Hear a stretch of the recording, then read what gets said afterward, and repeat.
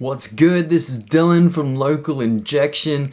Now, I didn't make a video last week or the week before because I was visiting elderly family in Victoria. I was drinking a lot of tea and watching a lot of boring movies, but it was good to see everyone again for the first time in nearly 2 years.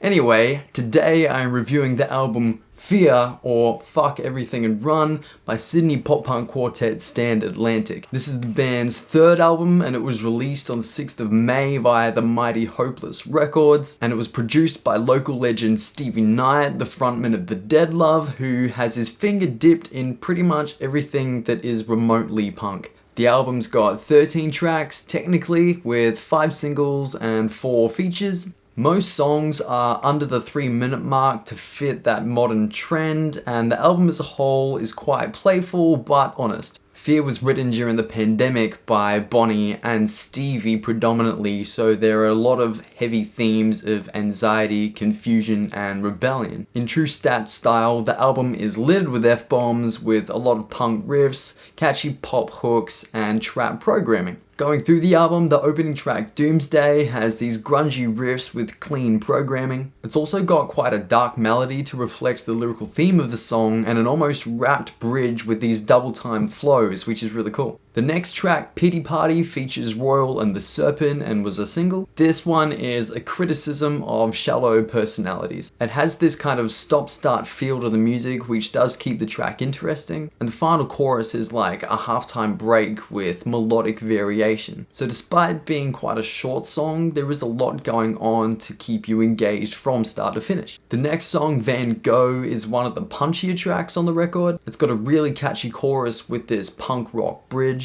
And it's got this really cool lyric, should I pull a Van Gogh, cause I'd do anything to shut you up, which refers to cutting her ears off so she doesn't have to hear what they have to say. Hardcore. Moving on, Dumb features Tom the Mailman. It's got chopped vocals and rolling hi-hats to fit that contemporary production style with these quite prominent bass slaps and pops throughout. I feel like Tom's verse is one of the better features of the album. He's got syncopated meter with internal rhyme schemes which do stand out from the pack. Moving on, we have another single, Hair Out. This song has glitchy guitars with more vocal sampling and programmed beats. And there's something about tambourine that just makes you want to dance. Before each verse, they also have these kind of spoken interludes of the two mucking around in the studio, which is kind of a light-hearted take on the stress of success. Moving on, we have yet another single, Death Wish, featuring the mighty Nothing Nowhere. This song is catchy as fuck, and it's about commitment issues in a relationship. The track opens with these muted strums, and you've actually only got live drums in the chorus. Nothing Nowhere, in my opinion, is the best at that punk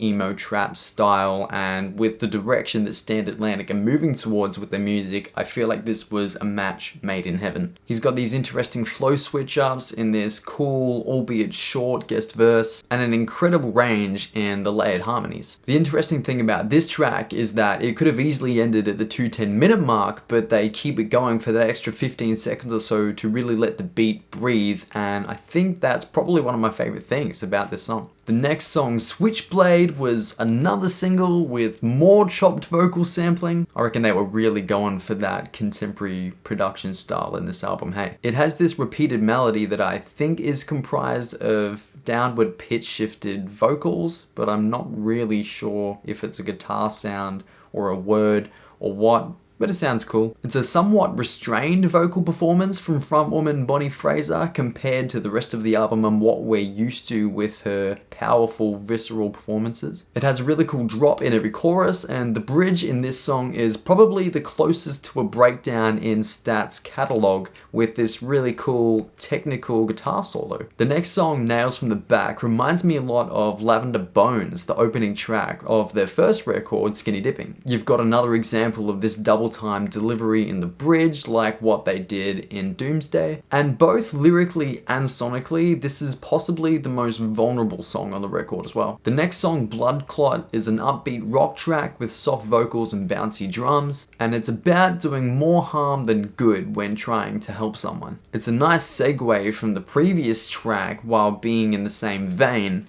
pun intended. Similar again, the next song, Don't Talk To Me, is kind of like a pop version of Nails From The Back. It's fun and catchy, but it is one of the less memorable songs on the album. That's about all I have to say about that one, I think. Can't really remember much else. Towards the end of the track listing, XO is one of my favorite songs on this album. Personally, I believe it's the best blend of live and programmed drums, not necessarily having programmed in the verse and live in the chorus like Death Wish. This time it's actually layered together throughout and it works really well. It's got this moody opening with distorted riffs and booming sub bass and quite hushed lead vocals with these strained harmonies over the top. It's got this pulsing kick with ambient percussion scattered about the second verse that keeps things really interesting as it moves forward. The next track, Cabin Fever, is a dark trap song with a punk bridge. It's about the pressure of writing for a label, particularly during the trying times of the pandemic when there's already enough to worry about. It's credited as featuring My Literal Mum. Whether she's actually on it or not, I'm not sure. I assume if she is, she's the one doing the ad-libs as if she's speaking to a label representative. Bit weird, but that's Standard Atlantic for you. Finally, the closing track, Molotov OK, was yet another single, and it's this cool, fast punk track with a halftime break that really builds to this anthemic climax. I think this is a great finish to the album because it's kind of like a release of all this pent-up frustration from the previous 12 tracks and also everything that's gone on throughout the creative process. There is technically one more track on the album titled, and I quote, "I wonder what kind of garlic bread they eat at Mensa." It's essentially a hidden spoken outro of them trying to do a take in the studio but losing their shit. They probably put it in there with that title for the meme.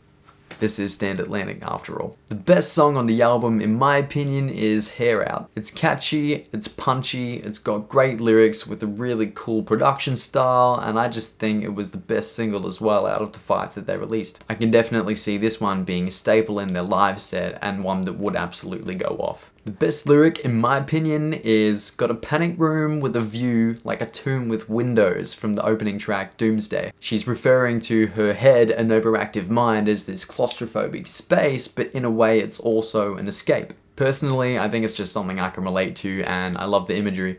All in all, I would give F.e.a.r. or Fuck Everything and Run by Standard Atlantic 8 out of 10. Stat have taken the world by storm, and pairing their songwriting ability with someone like Stevie Knight just makes them an unstoppable force. One criticism I do have of the album is that a lot of the lyrics are quite repetitive, which I know is a literary device, but I feel like used sparingly, it's clever. Used a lot, it just seems lazy. And like I said before, some of the songs do sound quite similar, but I guess if you're gonna sit down and make an album in a small amount of time with the same people about the same things, there's probably not gonna be a whole lot of variance sonically or lyrically anyway. So that's it. Thank you so much for watching. This has been Local Injection Music Reviews. My name is Dylan. As always, listen to local music and I will see you next time. Peace.